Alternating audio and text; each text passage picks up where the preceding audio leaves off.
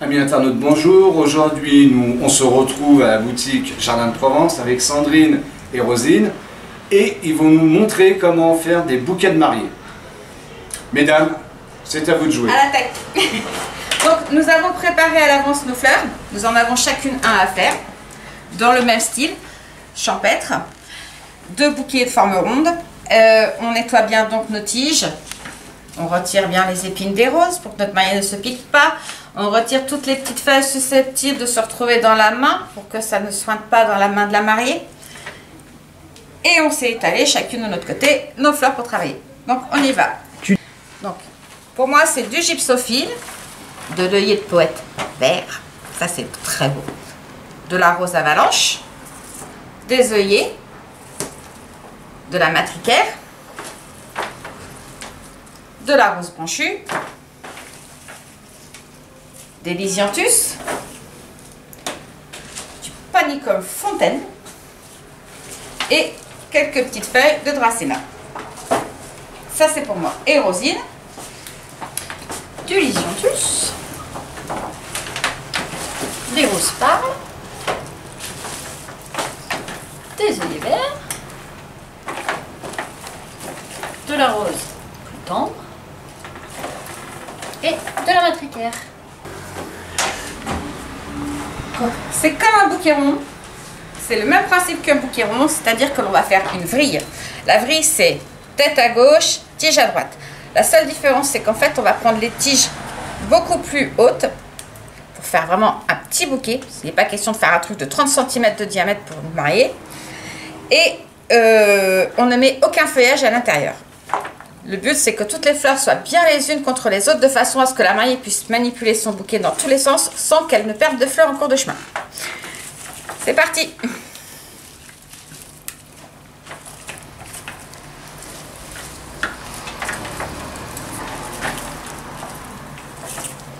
Tête à gauche, tige à droite.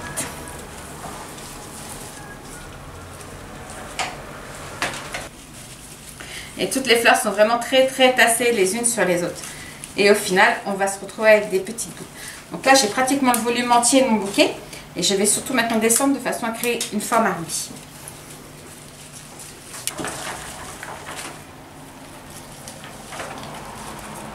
Donc même si je le tiens à l'envers, je mets toujours la tête à gauche et la tige à droite.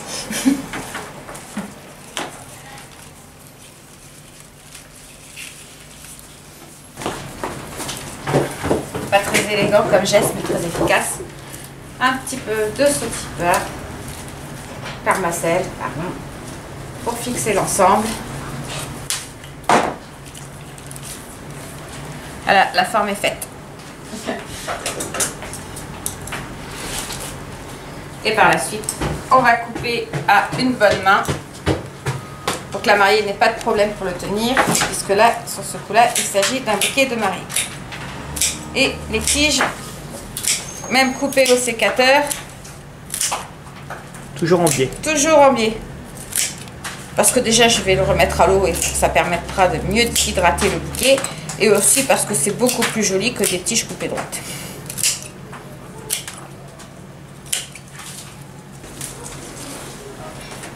Je vérifie que le dessous de mon bouquet est élégant.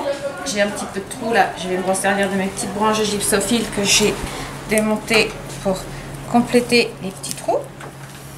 Ça va permettre que quand la mariée en aura marre de tenir son bouquet comme ça et qu'elle fera ça, ce soit joli. Car même si c'est un bouquet champêtre, il faut que ce soit beau.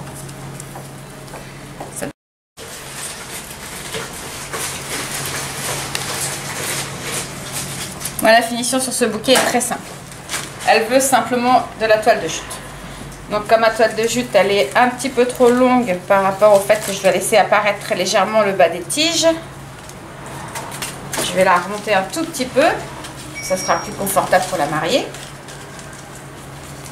Comme elle veut quelque chose de champêtre jusqu'au bout. Je replie le bout de la toile de jute de façon à ce qu'elle ne se démonte pas.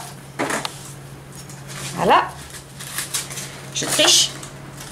Petites épingles brillantes. pour donner un premier point de fixation. Un petit pli sur le bas, élégant.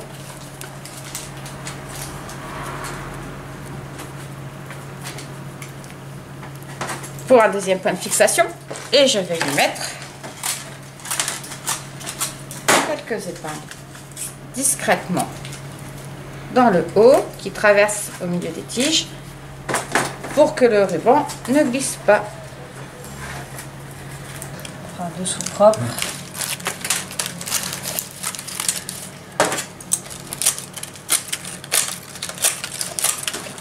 La mariée ne veut pas qu'on voie trop de feuillage. Donc là, ça reste discret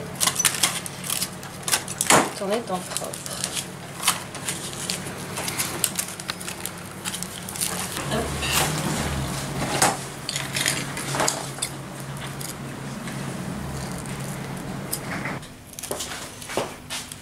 Hop. On pique les épingles en gardant bien la main autour du bouquet pour pas qu'elle ressorte, pour pas que la mariée se pique. Et le but, c'est de tourner tout en serrant. On met des petites épingles pour pas que le ruban glisse. Il faut vraiment le faire délicatement. Hop.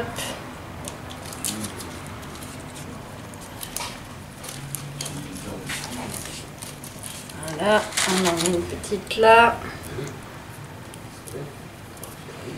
Le but, c'est que les épingles ne se voient pas. Hein. Donc, hop. Et on tourne en serrant le plus fort possible. On replie le bout. Une petite épingle. Là, toujours pareil, faire attention que ça déborde pas. On voit bien que les épingles ne débordent pas. Quand on touche, c'est doux, ça pique pas. Donc voilà.